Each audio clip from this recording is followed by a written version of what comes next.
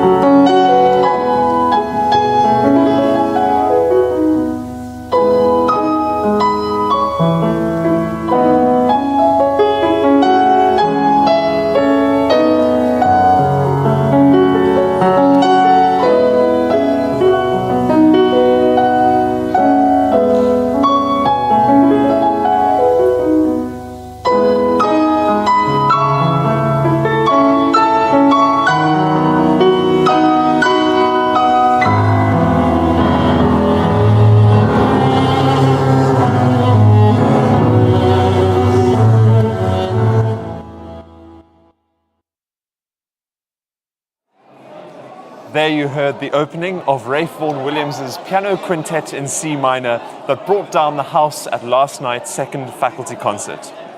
It's been another full day here at the SICMF. Earlier this afternoon, we hosted a guest ensemble concert featuring the Elias Quartet from Switzerland. They played music by Ravel and Mendelssohn, and then faculty bassoonist Joshua Elmore hosted a masterclass for 3 lucky students.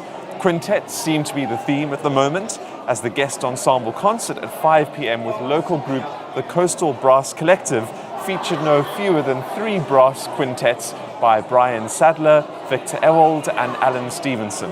And earlier this evening, Zandi van Dijk was in conversation with fellow violist Jennifer Stumm.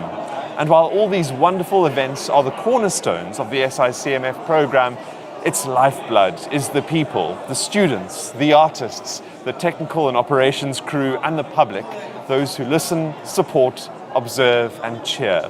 So let's cross now to our roving camera to meet them.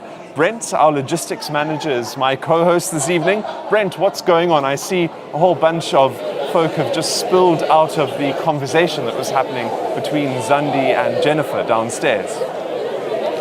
Absolutely, John. I'm standing down in the foyer, and as you mentioned, the audience has just exited the Janasch Hall from the In Conversation With, and the foyer is definitely abuzz.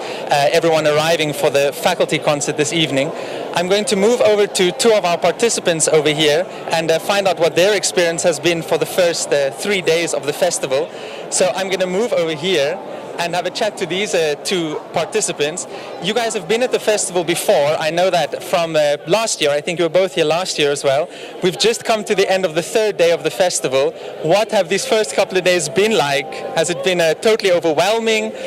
Tell us a bit about that. It has been overwhelming. I had my master class. I had very interesting coachings since I've arrived. So it's been amazing. A lot of work, but it's so fun. So, yeah. I can imagine. I mean, on top of the chamber coachings, all the participants also play in one of the 2 orchestras that we have.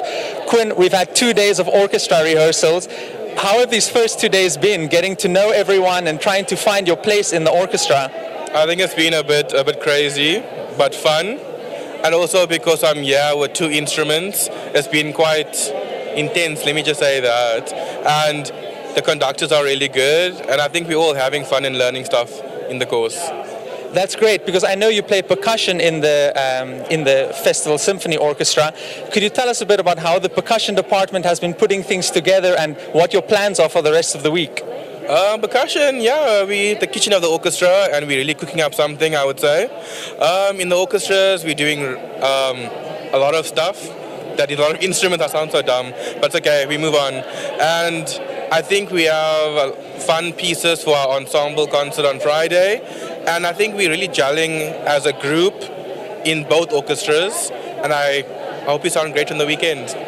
No, I think we're definitely looking forward to that. We can expect the percussion group concert on Friday at 5 o'clock.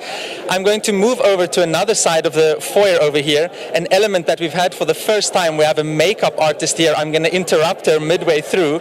Amy, could you tell us about what you've been doing at the festival this year? You've been here for 3 nights already. We have Air that has presented the amazing dresses here. What have you been doing? I have been providing some makeup towards performers, participants that are involved in the Chamber Festival, just as a way of celebrating women and feminine presenting people, as a way of celebrating people and to be able to kind of make people feel pampered in and around the Chamber Festival. And so we have participants come through, have their makeup done, sometimes a full face, sometimes just a couple of touch-ups, but generally just as something to celebrate women and to help them feel pampered throughout the entirety of the festival.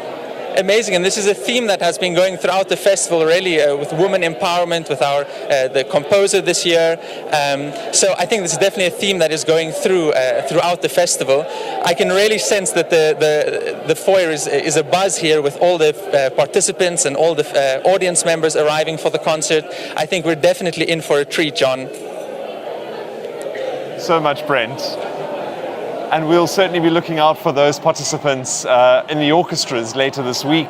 And indeed, it's so nice to hear some of the offstage stories going on here at the SICMF. And thank you for taking a break out of your very busy portfolio as logistics manager, because in a way, you are the conductor of this great SICMF family and program of events going on. So thank you, Brent. We'll chat to you a little bit later again. So our third faculty concert is beginning in just a few minutes at 8 p.m. and there are two quintets on the program tonight. The first is for clarinet and string quartet by Carl Maria von Weber, and the second, Schubert's last great chamber work, his string quintet in C, D956. So let me tell you a little bit about the first work by Carl Maria von Weber, who lived from 1786 to 1826, but in 1810 he was on the ropes. He and his father had been arrested for embezzlement, can you believe? And due to a subsequent civil case, he now found himself banished from Württemberg, a debtor and out of favor with the court of King Frederick I. And as part of both his reputational and financial rehabilitation, Weber sought as many lucrative performances as possible. The following year, he befriended the clarinet virtuoso Heinrich Joseph Behrmann, and Behrmann was the generation's most eminent clarinetist and would later go on to debut works by Meyerbeer and Mendelssohn. And so Weber decided to write a concertante, and through Behrmann's court connections was commissioned to write two concertos. He then accompanied Behrmann on a European tour to promote these works, and their partnership proved lucrative, and Weber continued to write works for the virtuoso clarinetist. The Behrmann-Weber collaboration wasn't just professionally expedient for both musicians, it also provided a core of standard concert repertoire for the clarinet and restored Weber's reputation and finances. In 1821, his German-language opera Der Freischütz would establish romantic nationalistic opera, cementing the composer's place at the center of music history. The clarinet quintet in B-flat major, opus 34, that we will hear tonight, was written in 1815, so just over 200 years ago, at the height of Weber's partnership with Behrmann. It's a work modeled formally and stylistically on Mozart's clarinet quintet, albeit with one major difference. Whereas Mozart distributed material equally amongst the five players, Weber chose to treat the clarinet as more akin to a soloist. So a mini clarinet concerto we'll hear tonight. So to get you in the mood of this first work this evening, let's take a look back to another highlight from last night's concert, the opening of the Serenade in F major by Stanford, beginning with a beautifully expressive clarinet line played by faculty artist YaoGuang Zhai.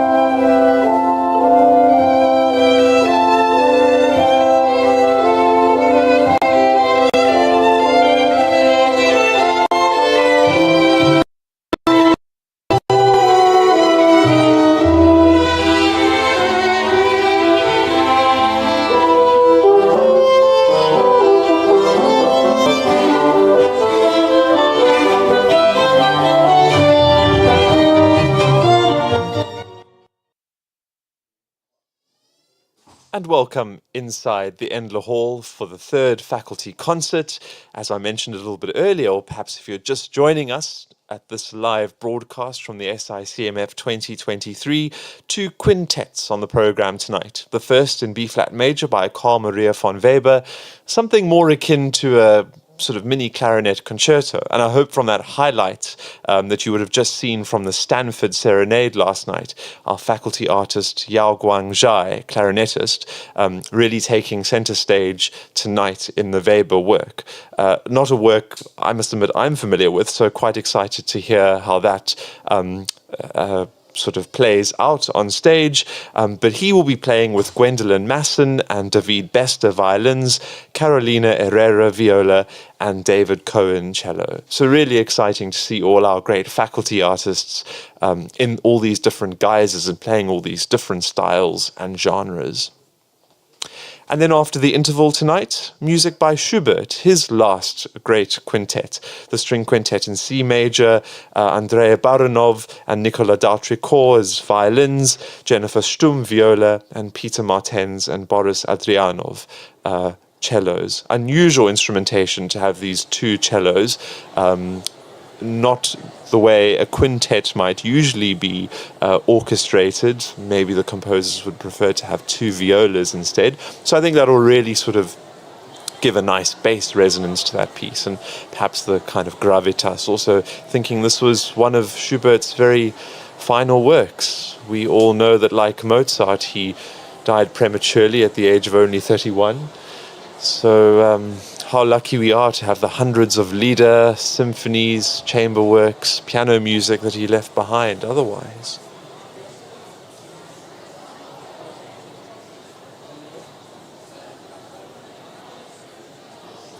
Got the audience settling down here tonight, students occupying the front rows really, and then lots of enthusiastic supporters who've driven from all parts of the local region, Stellenbosch, Cape Town, maybe even further afield.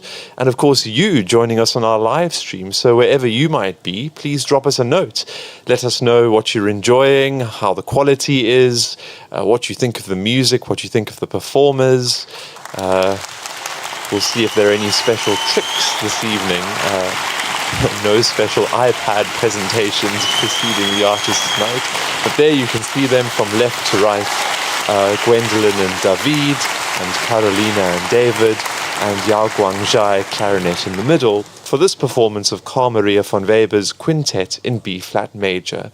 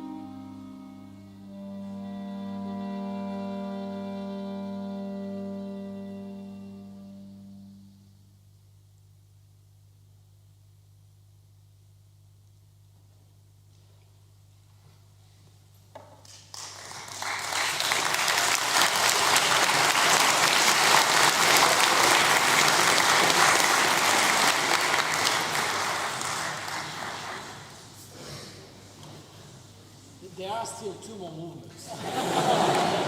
But you can still approach.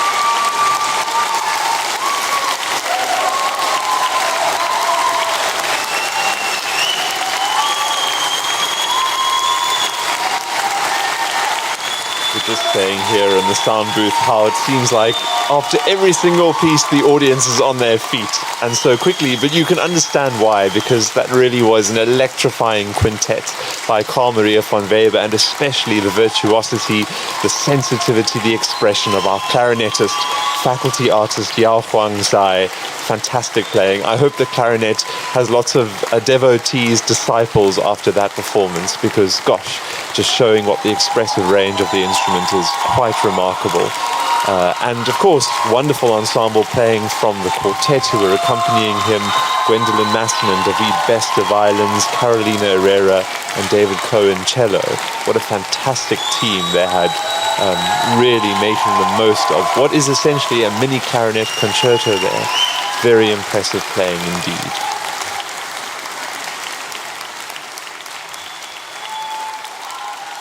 And And in fact, I was chatting to David yesterday evening, and he was semi-lamenting the short preparation time for this quintet on the one hand, but on the other, the thrill of working with musicians of this caliber means that really with little rehearsal time, they can still put together such a convincing, cohesive performance of the work. What a treat, what a great start to this third faculty concert here at the 2023 SICMF. Well, I have a special guest this evening, another faculty conductor, Julia Benichou, who's waiting for me outside, so I'll see you again in a couple of minutes.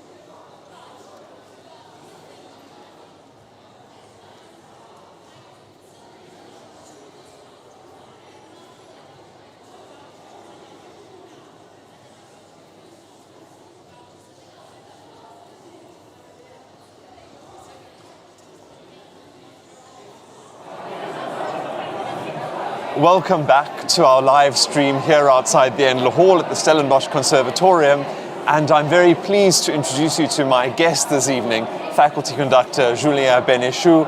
And lest you think I am biased, because we had a conductor, we had Rebecca yesterday evening, I'm just given this list. I might be a conductor myself, a choral conductor, but it wasn't me who made this. But I'm very, very pleased to introduce my guest to you, who's artistic director of the Washington Opera Society and music director of the Chesapeake Youth Symphony Orchestra, and also the National Chamber Orchestra, which he co-founded with Yao, whom we just heard playing the clarinet in the Weber now. As a guest conductor, Julien has garnered high acclaim through his work with the New York City Ballet, Annapolis Symphony, and Baltimore Concert Opera. He's also conducted extensively outside of the USA and is an avid advocate for music education. He received his training at the Peabody Institute and obtained a master's degree from Northwestern University, and also pursued graduate studies at Yale University and in Finland. And you must interrupt me if I'm making this all up. This is correct so far. Great. And has worked with such conducting luminaries as Leonard Slatkin, Marin Alsop, and Michael Tilson Thomas, big names in the conducting arena. So, Julien, thank you for making time for joining us this evening. My pleasure, John. Second time in South Africa, but first time at the festival.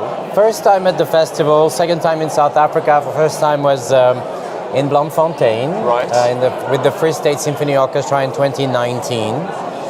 It was a great discovery to be in South Africa. I've had a great passion for African music in general since my years in college.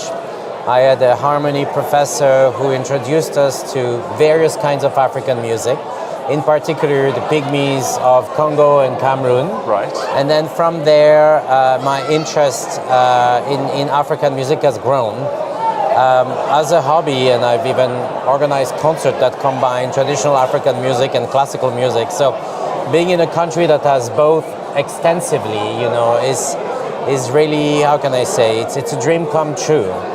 So my pleasure in being in South Africa is seeing this combination of the Western classical music, which I think is the best output of the West, and the motherland of music, really Africa, where it was all born, but where also the tradition is the oldest. Absolutely. So it's very inspiring to be here. Thank you for mentioning that. That's very good to hear. Glad it's inspiring, and also something we are very aware of here in South Africa. How do we find this good balance between, as you say, the height of the Western art tradition, but also acknowledging our own traditions, our own origins, and finding a good balance there. So I'm glad you feel that we think that we're kind of getting that about right. It's really palpable in the music making of the students. I felt it was, with the Free State Symphony, was also palpable in the music making of the professionals, that, you know, being in this place where, I mean, nowhere else but Africa will you find, like, even the band playing by the pool at the hotel plays perfectly together. Gosh. You know, the level of musicianship is just unmatched. And in a festival like here, it's like a perfect opportunity to see that come through the classical music. And what has been your impression of the Stellenbosch Festival so far? Do we get a good balance here between performing, exposing the students to these great faculty artists, the rehearsals, then the opportunities they have to work with conductors like you in the orchestra? Rebecca was mentioning yesterday how she was impressed with the holistic development of the students here at the festival. Do you get that same impression? Yeah, absolutely. Well, the sense I feel is, first of all, the level of enthusiasm is, you know, off the charts. The students are just so into the music, but they are so fearless. They really go for their expression, they go for what the composer wanted, and they really connect. You know, it's easy to have them open up and connect with each other in rehearsal. It's easy to have them move, and I make them sing in rehearsal and breathe and learn the movement, but they sort of have no, how can I say, they have no difficulty in doing what you ask. Whether the music is challenging or the music is easy, they always reach for the content of the music, and they overlook the difficulty and make it happen. That's so good to hear, and possibly and probably because of the very enabling and safe atmosphere that's created by faculty artists like you, where you encourage them and you kind of allow them to express themselves in that way. They don't feel afraid to take risks and chances. Absolutely. What I'm noticing about the festival in general is that, you know, when we started discussing the program, it's a risky program I picked, you know. but they were like, okay, let's take the risk. And that's just so ideal to help students grow, right? The challenge. Challenge, overreach, reach for something that's just harder than what they thought they could achieve. And memories that will last a lifetime for them, because we all remember being that age and being at the festivals. And the friendships and relationships they make while they're here. Yeah. Maybe they come back next year as well. Absolutely. And it's really something that sort of resonates into the future. Absolutely. Could you tell us a bit more about the program later this week, what you've lined up for them in terms of repertoire? So we have a very 19th, 20th century program. First of all, with Liszt, Second Hungarian Rhapsody. This is an orchestra arrangement by Berghaus. It's a really fun piece for piano, and it has many challenges rhythmically for the orchestra. It's also a way to get into like an Austro-Hungarian side of the music that's a little bit more acerbic, more aggressive than other Austrian composers that bring the Hungarian rhythmic element into it. There is the Grieg piano concerto, like with a very northern romantic feel, a feel of melancholy that really belongs to Scandinavia, you know. Must be those long winter nights there. Exactly. One of my favorite pieces ever, which is the Prelude from Kovanchina by Mussorgsky. Right. It's in the orchestration by Dmitri Shostakovich. And that orchestration is far superior than the regular Rimsky-Korsakov. It is lush, it is a great way for the strings to learn a beautiful tone and long phrases.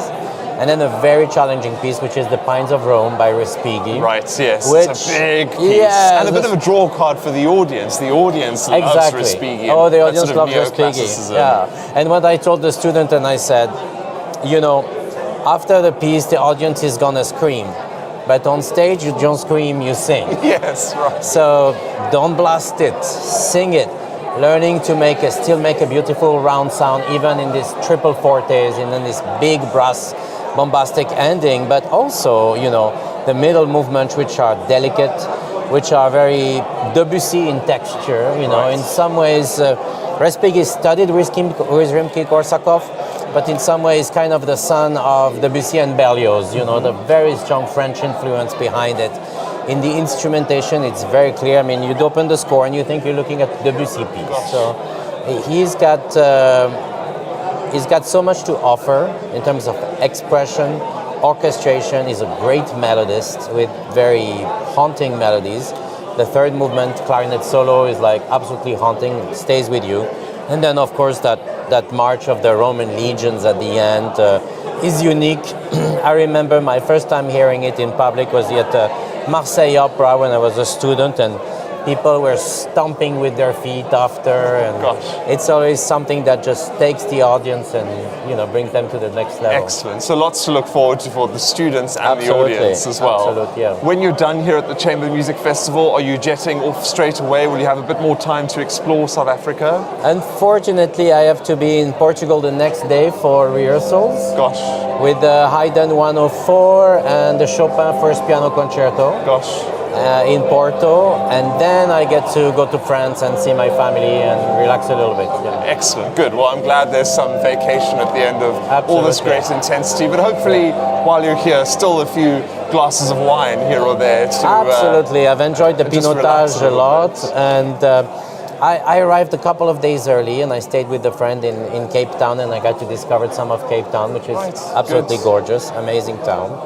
And I just love the vibe here in South Africa. It's just fantastic. Well, I mean, it's hard to put into words what you experience in every country, but here it's really unmatched with the blend of culture and the melting pot that it is. Well, so glad to have you here, and thank you for taking time out of your schedule to visit us here in Stellenbosch, and to visit me now for this interview. Absolutely. Julia, I'm very, very grateful. We'll be watching out for you on the stage over the coming days. Great. Thank you for joining me now.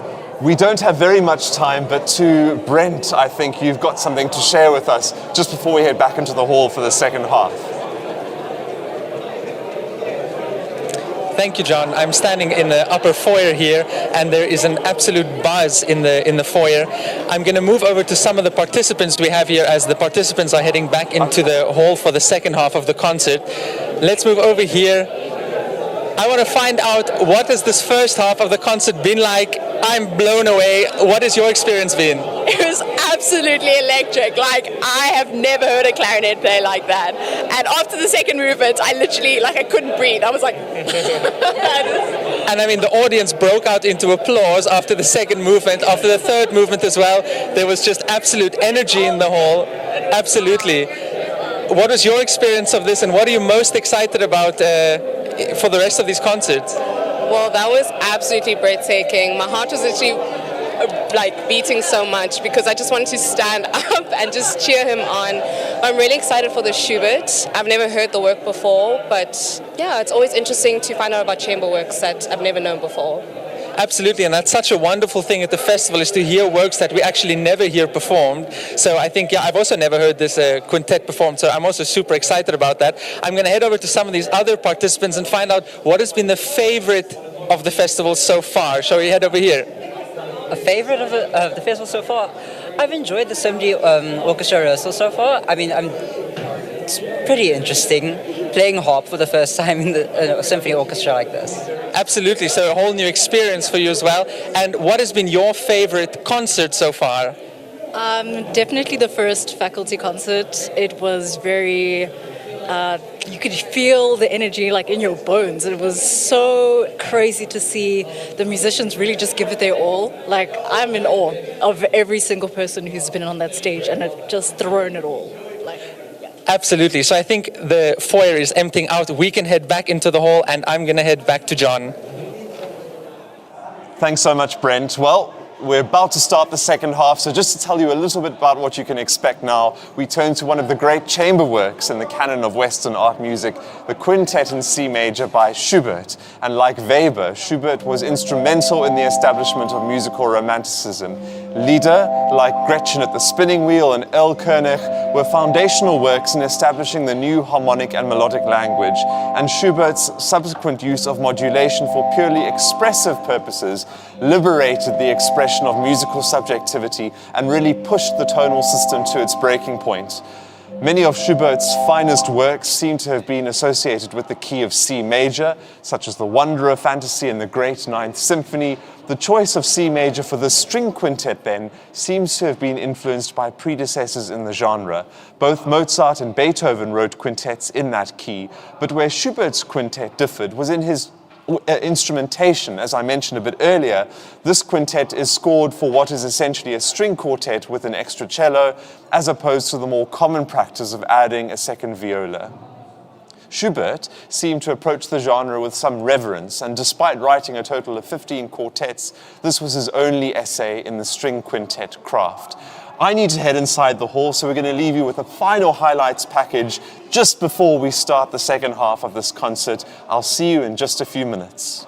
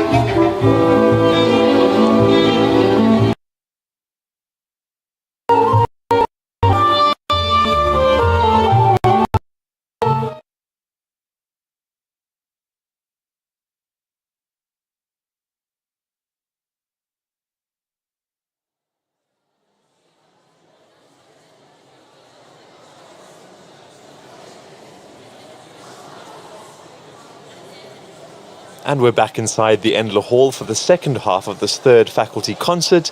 And there you heard another extract from Stanford's Serenade in F major that we heard last night, just to sort of get you into the mood for the Schubert Quintet that's coming up. Now, strange things sometimes happen in the world of performance, and I've been reliably informed that we are waiting for one of the cellists to join us. Well, there are only two cellists playing tonight. One is the festival director, and I'm quite sure he wouldn't be missing his gig, which suggests that it must be the other cellist that we're waiting for. So certainly heightening the excitement and the sense of expectation in the hall here. So I can tell you a little bit more about the Schubert that we're going to listen to, and then fortunately we can always cut away. We've got some few more clips of music for you just in case we need to fill in the gaps. I'm sure you're not going to want to watch an empty stage for too long, unlike the captive audience that we have here just at the moment. So to tell you a little bit more about this Schubert string quintet that we're going to listen to, like the Weber that we heard earlier, it's in 4 movements. And in fact, it was Schubert's final chamber work. He completed it only 2 months before his death. And he'd simultaneously been working on the last 3 of his piano sonatas, themselves considered to be some of the greatest contributions to the piano literature. Schubert never heard this work performed. He submitted the manuscript for publication, but it was rejected, or more accurately, simply ignored. Can you believe it? It's always so strange to think back that these composers we revere today at the time were, I guess, not as famous or well-known as they are today. After Schubert's death, then, his brother sold the manuscript to a publishing house where it lay forgotten until 1850, and only the premiere took place in 1853, 22 years after Schubert's death. But when that premiere did happen, the impact of this work on the musical world was immediate, and it quickly became a standard and core part of the repertoire. And a historical side note, when Brahms set out to write a 2-cello quintet of his own, he tried to base it on this masterpiece by Schubert. And eventually, after Brahms fell prey to the expansive allure of substituting 1 cello for a piano instead, can't blame him, but then I am a keyboardist, that project morphed into the 1865 piano quintet of Brahms, just to give you an idea of how the impact of this string quintet by Schubert kind of propagated or resonated into the future. So here we are in the Endler Hall for this third faculty concert, still waiting for all the musicians to assemble for the string quintet in C major, and that's Andrey Baranov and Nicolas Dautricourt, who will be playing the violins, Jennifer Stumm viola, and Peter Martens and Boris Andrianov as cellos. You will notice their very unusual instrumentation: 2 violins, viola, and 2 cellos. So that will create a very nice sound world for us. But I think we will take a little bit of a break now and go back to another highlight from yesterday. This is the final movement now of the dreamy night music that Stanford conjures up in his Serenade.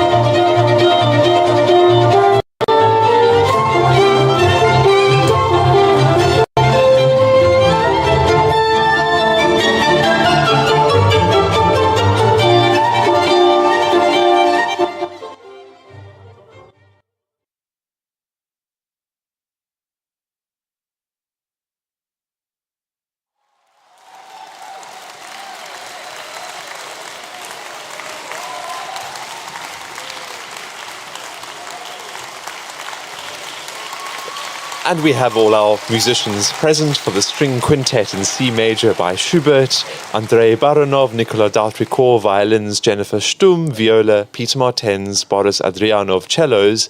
The work is in 4 movements, and I think as Schubert's final chamber work, a particular gravitas for this music. So I hope you'll agree, worth waiting for.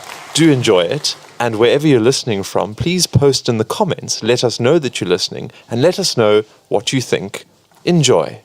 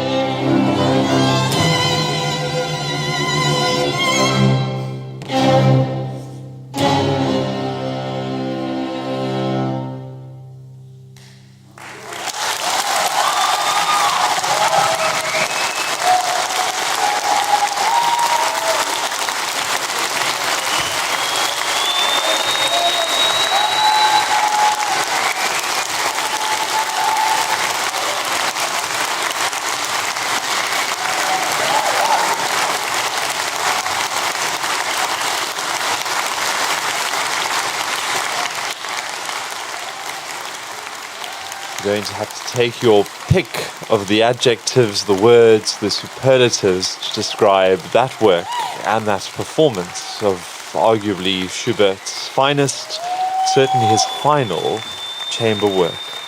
The string quintet in C, D 956, and perhaps like me you're also tempted to shed a tear in that adagio movement. One wonders whether Schubert had any premonitions, whether there was a sort of valedictory feeling to that quintet, or the wonderful bouncy scherzo, if you've heard our ad for the SICMF on Fine Music Radio. That was the movement Peter Martens chose to represent this year's SICMF. With 5 wonderful faculty artists up there, you can see Jennifer Stumm in her almost SICMF wine-coloured dress, and next to her, festival director Peter Martens, Boris Andrianov on the other cello. You might have noticed his mismatching socks. You can ask him why. And then our 2 violinists, Andrey Baranov and Nicolas Dautricourt. What a treat. And we're just discussing here in the sound booth how, it sounds like they've been playing together forever, but we know they've only had a few rehearsals, maybe a few hours to put this together. Really is quite remarkable. Once again, extreme appreciation from all those students, colleagues, supporters here in the Endler Hall, and from you as well at home, I hope. Let us know what you enjoyed most about that string quintet if you're watching this live stream with us now.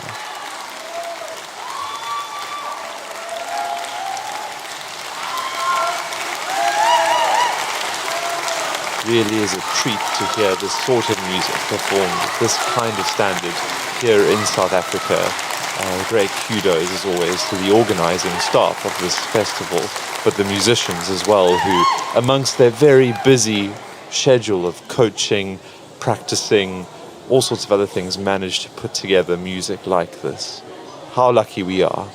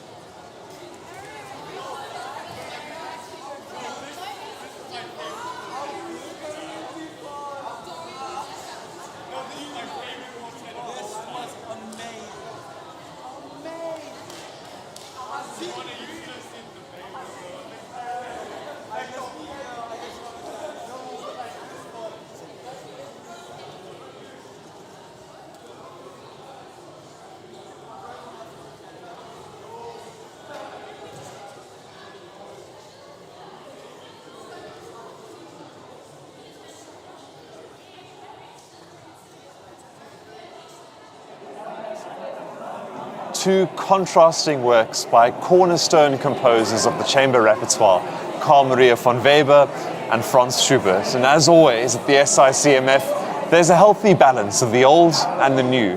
And tomorrow night's faculty concert will be a case in point as we hear the world premiere of a new chamber work, always a fixture in SICMF programs. It's by Michaela Alyssa Smith, and it's called Lighting Our Stories, Tapestries of the Invisible. It's scored for a fairly large ensemble of faculty artists and students. It will be conducted by Jacobus de Jager with Tina Skau, soloist. Andrew Lilly will be in conversation with the composer and Tina Skau about that work at 7 p.m. in the Janusz Hall here at the Conserve. Before that, if you find yourself in Stellenbosch, there will be a guest ensemble concert at 1 p.m. featuring the ARCO project, their second visit to Stellenbosch and appearance at the SICMF, and they're playing a program of exclusively South African music. Faculty cellist Boris Andrianov will be hosting a masterclass at 3 p.m, and then we have the first of our student ensemble concerts at 5 p.m. Also on the program tomorrow night, the trio Elegiac by Rachmaninoff, that's the second one of those. Thank you very much for joining us at the SICMF 2023 for another night of chamber music magic.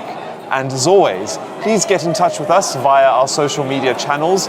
Everything is on the website, sicmf.co.za. Information about the festival, concerts and musicians.